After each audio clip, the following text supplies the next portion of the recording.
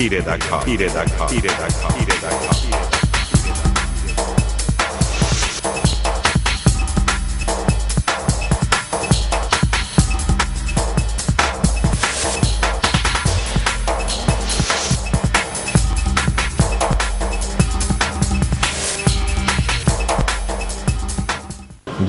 সালের 1 অক্টোবরের নির্বাচনের পরের দিন থেকে মূলত দুর্গাপুরে একটা সন্ত্রাসের রাজত্ব কায়েম হয়েছিল। নির্বাচনের পরের দিন রাত থেকে যারা নৌকার পক্ষের লোক ছিল, আওয়ামী লীগের পক্ষের লোক ছিল, তাদের উপর অকথ্য নির্যাতন নেমে আসে। শত শত হাজার হাজার বিএনপি কর্মী আমাদের আওয়ামী লীগের কর্মীদের উপর বাসা বাড়িতে হামলা চালায়। শত শত কর্মীদেরকে পিটিয়ে আহত করে এবং সেই ইলেকশনের পর দিন থেকে দুর্গাপুরে প্রায় 10,000 আওয়ামী লীগের কর্মী দুর্গাপুর ছাড়তে বাধ্য হয়। বিএনপির তখন জোট সরকার ছিল, সেই জোট সরকারের চিহ্নিত সন্ত্রাসী আমাদের এই দুর্গাপুরের যে সংসদ সদস্য ছিলেন এম এ করিম আব্বাসী, সে আমাদের স্বরাষ্ট্র প্রতিমন্ত্রী লুৎফুজ্জামান বাবরের নির্দেশে নৌকায় যারা ভোট দিচ্ছে তাদেরকে পর্যন্ত যেমনভাবে আক্রমণ করেছে, নির্যাতন করেছে। যারা নৌকায় ভোট দিচ্ছে তাদেরকে যারা ভিক্ষাবৃত্তি করত তাদেরকে ভিক্ষা পর্যন্ত দেয় নাই। যে শ্রমিক সে কাজ করে কিন্তু তাদেরকে কাজে পর্যন্ত নেয় নাই, এমন একটা পরিবেশ সৃষ্টি হয়েছিল তখনকার মুহূর্তে। আমিও প্রায় 7 বছর কাল দুর্গাপুরের বাইরে থাকতে বাধ্য হয়েছি। তত্ত্বাবধায়ক সরকার ক্ষমতায় আসার পরে আমরা সবাই দুর্গাপুরে আসতে পেরেছি। এর আগে দুর্গাপুরে কেউ আসতে পারে নাই। বিভিন্ন ধরনের মামলা মোকদ্দমা দিয়ে আমাদেরকে দূরে সরিয়ে রেখেছে। আমার এলাকা থেকে অনেক লোক পালিয়ে গিয়েছিল, যারা আমাদের ওই দুর্গাপুরের বাইরে যেমন ঢাকায়, চট্টগ্রাম, খাগড়াছড়ি বিভিন্ন অঞ্চলে আমার এলাকা থেকে পালিয়ে গেছিল। আমি খুব কষ্ট করে এই জায়গায় ছিলাম।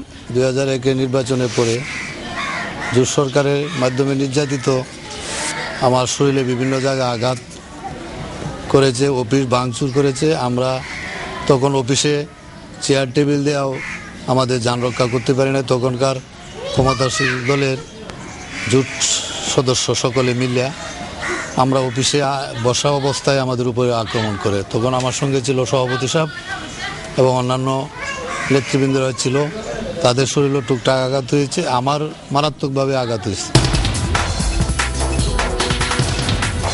দুর্গাপুরের তদানীন্তন এমপি অ্যাডভোকেট আব্দুল করিম আব্বাসী সাহেব এবং তার বিএনপির সন্ত্রাসীরা দুর্গাপুরকে আওয়ামী লীগ শূন্য করার উদ্দেশ্যেই মূলত এই কর্মতৎপরতা তারা চালিয়েছে।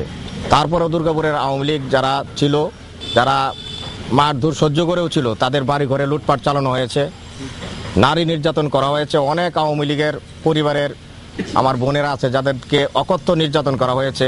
শুধু হিন্দু সম্প্রদায়ই না, হিন্দু এবং মুসলিম সম্প্রদায় এবং উপজাতীয় সম্প্রদায়, 3 সম্প্রদায়ের উপর তারা আঘাত করেছে। মারছে এই রড, এই যে বুতা রড দিয়ে পার দিছে এই জায়গায়, আর মাথায় বাড়ি দিছে। আমরা উদ্ধার হয়েছি তো পরে জোরে জব্বরে আমরা একজনে একভাবে বাইরে গেছি আরি, পিঠা টিনা খাই বেরিয়ে গেছি আরি। মামলা আমরা তখনকার সময় তো মামলা নেয় নাই, আমরা মামলা করতে পারি নাই, করার ইচ্ছা থাকলে পারি। তাদের একটি লক্ষ্য উদ্দেশ্য, সেটা হচ্ছে আমাকে বিএনপিতে জয়েন করার জন্য তারা প্রস্তাব দেয়। আমি তাদের প্রস্তাবে রাজি না হওয়ার পরবর্তী সময় পরের দিন তারা আমার নামে মিথ্যা মামলা দায়ের করে। আমার নামে প্রায় 5-6টি মামলা হয়েছে, যে মামলাগুলি আমি একটিতেও কোনো দোষী নই। এরপরে বিভিন্ন সময় আমরা দলের প্রোগ্রাম করতে গিয়া আমাদের উপরে হামলা আসছে এবং প্রশাসনিকভাবে আমাদেরকে সতর্ক করা হয়েছে যে আপনারা যদি এগুলি করেন তাহলে আপনাদেরকে অ্যারেস্ট করা হবে। এবং আমি মনে প্রশাসন পুলিশ কর্মকর্তা আমাকে এরকম বলছে যে আপনি কিছুদিন এই বাজার ছাড়া থাকেন। মানে এই মামলার কারণে আমি একটু ভীত সন্তুষ্ট হয়েছি, কিন্তু ওই মুহূর্তে আমার ইউনিয়নে যে সমস্ত কাজকর্ম আসতো সেই কাজকর্ম আমি এবং আমার ইউপির সদস্যরা শুধু স্বাক্ষর করেছি, আমরা কখনো সেই কাজগুলি করতে পারি নাই। তারা সেইগুলি কোনো কাজকর্ম না করে সেইগুলি তারা আত্মসাৎ করেছে। সাধারণ মানুষ যেন নিরাপদে থাকতে পারে, শান্তিতে থাকতে পারে, এটাই আমরা মাননীয় প্রধানমন্ত্রীর কাছে দাবি করি এবং এটাই আমরা চাই। মাননীয় প্রধানমন্ত্রী জননেত্রী শেখ হাসিনার কাছে বিনীত প্রার্থনা জানাচ্ছি, সেই সমস্ত লোক যারা অত্যাচার নির্যাতন করেছে তাদের দৃষ্টান্তমূলক শাস্তি দেওয়ার জন্য আমি বিনীতভাবে অনুরোধ জানাই এবং আহ্বান জানাই। বর্তমান সরকারের মাননীয় প্রধানমন্ত্রী জননেত্রী শেখ হাসিনার কাছে দাবি জানাই যে এই সমস্ত কর্মকাণ্ড যারা ঘটিয়েছে তাদের যেন আইনের আওতায় আনা হয়, তাদের যেন সুষ্ঠু বিচার হয়।